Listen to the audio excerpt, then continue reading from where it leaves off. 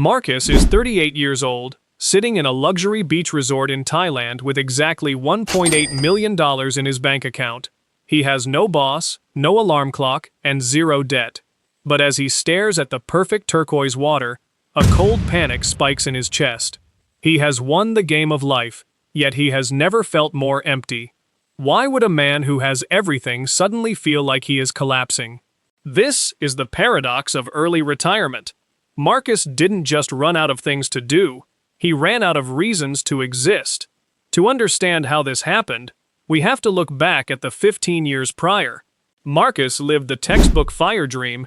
He worked as a software engineer in Chicago, but his mind was always calculating his great escape. Marcus didn't sacrifice his youth because he loved money. He was just afraid of being trapped. He carried a quiet dread of needing to ask permission to live, of being tethered to a corporate system just to survive. So, he delayed his existence to buy his autonomy. He survived on instant coffee and cold leftovers. He drove a dented 2012 Honda Civic and meticulously tracked every dollar on a spreadsheet. While coworkers bought luxury SUVs and suburban homes, Marcus stayed in a drafty, 500-square-foot apartment. His friends called him cheap, but he called himself focused. Every Friday night, he stayed home, watching his index funds compound. He had one singular obsession: his freedom number.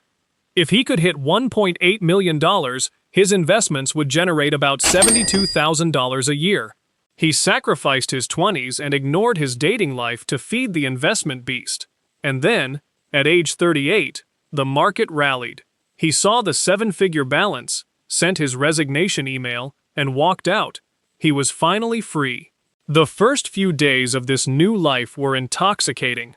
Waking up without an alarm clock felt like magic. He would lie in bed until 10, drink slow-drip coffee, and take long midday walks while everyone else was stuck in traffic. He had escaped the machine. But this paradise was a fragile illusion. As the initial euphoria faded, a strange rot started to creep into his perfect new life. The crisis arrived in 3 distinct waves. The first wave came in the form of social isolation. Marcus had an endless ocean of free time, but the rest of the world was still trapped in the current. On a rainy Thursday afternoon, he realized he hadn't spoken to another human being in 72 hours. He opened his contacts, but he had no one to call. He texted a few old work friends to grab a beer. Their replies were polite rejections. They were buried under deadlines or rushing to soccer games. When they finally did meet up, the gap between them felt like a canyon. His friends complained about toxic bosses and tight deadlines. Marcus sat silently, having nothing to offer except stories of his leisurely walks. He was no longer operating on the same rhythm as the rest of humanity. He had become a ghost, wandering through a world that still ran on a clock. The second wave attacked his physical reality and his sense of time. Marcus tried to fight the emptiness by imposing artificial order. He bought a whiteboard and drafted a perfect retired schedule, blocking out hours for reading, working out, and meditating. It worked for exactly 4 days before it collapsed. Without the structure of a mandatory 9-to-5 job, Marcus's internal clock shattered. He started eating breakfast at 2 in the afternoon. He stayed up until 3 a.m., staring blankly at documentaries. His mind refused to shut down because it hadn't been challenged all day. His body felt heavy, his sleep grew shallow, and his small apartment now felt like a gilded cage. He had traded the stress of the office for a strange, numbing lethargy. When you remove all external structure from a person's life, they quickly discover if they have any internal structure to hold themselves up. Marcus discovered he had none. Then came the third wave, financial paranoia. On paper, the 4% rule was supposed to make him feel safe. According to the models he trusted, he was set for life. But human psychology doesn't read spreadsheets. In October, the stock market took a minor 3% dip. Marcus sat frozen in front of his laptop, watching $54,000 vanish from his net worth in 48 hours. Because he no longer had a predictable paycheck, his brain treated this abstract market loss as a physical threat to his survival. He became obsessed. He started opening his investment app 10, 15, 20 times a day. The man who had almost $2 million suddenly found himself standing in the grocery store, agonizing over a 50-cent price difference between 2 bags of rice. Every dollar he spent felt like a drop of blood leaving his body. He stopped buying organic groceries out of sheer panic. He canceled his streaming subscriptions. He even walked an extra mile in the freezing rain just to save $3 on a bus fare. He was technically a millionaire, yet he was living with the exact same scarcity mindset as a broke college student surviving on ramen. The wealth had not bought him peace, it had only amplified his fear of losing it. Desperate to fix this void, Marcus tried false solutions. He booked more flights and traveled to exotic locations. He bought an expensive espresso machine to improve his daily quality of life. He tried sleeping in late, playing video games for hours, and reading self-help books to fix his mindset. None of it worked. The hollow feeling only grew larger. The problem was not that Marcus needed more leisure. The problem was that none of his leisure required him to become someone. It demanded 0 effort and 0 growth.